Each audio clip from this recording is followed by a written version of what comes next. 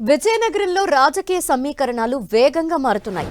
YCP యువనేత అవనాపు సూరిబాబు వారసుడు విజయ్ టీడీపీలోకి వెళ్తారని జోరుగా ప్రచారం జరుగుతోంది. టీడీపీ సీనియర్ నేత అశోక్ గజపతిరాజును అవనాపు విజయ్ మర్యాదపూర్వకంగా కలిశారు.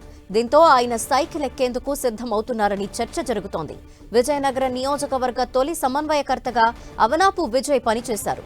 కొంతకాలంగా వైసీపీకి దూరంగా ఉంటున్నారాయన.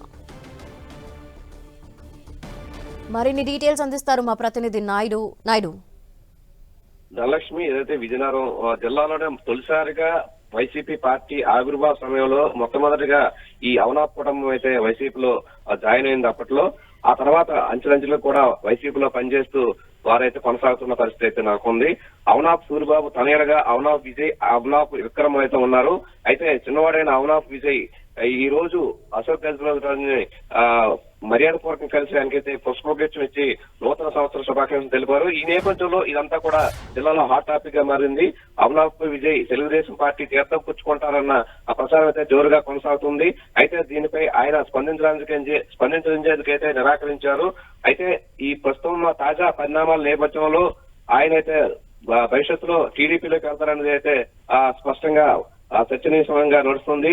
ఎందుకంటే గత కొన్నేళ్ళుగా కూడా ఆయన వైసీపీకి అయితే దూరంగా ఉన్నారు.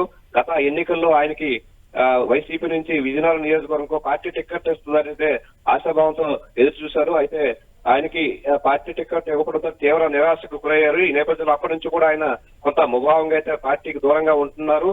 ఇటీవల కాలంలో ఆయన మరో సోదరుడు అవనాప్ విక్రమ్ కి సంబంధించి ఆయన భార్యకి డీసీఎంఎస్ చైర్మన్ పదవి ఇచ్చారు.